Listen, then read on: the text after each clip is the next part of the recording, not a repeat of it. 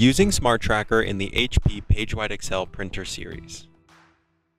With Smart Tracker, you can easily monitor who's printing in your organization, track printing costs by users, projects, and departments, and assign prices for reimbursement. If you have an internal database storing your employees' IDs, simply connect it with Smart Tracker to keep it synced automatically. Alternatively, you can manually add items directly from the home page. You can connect a CSV file or manually edit the data for projects and departments as well.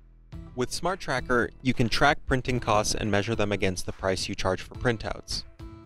Open the Cost tab under the Preferences menu and set up the printing costs.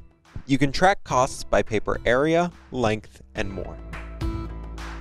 You can also input the tax rate imposed by your local regulations to automatically include it in your reports.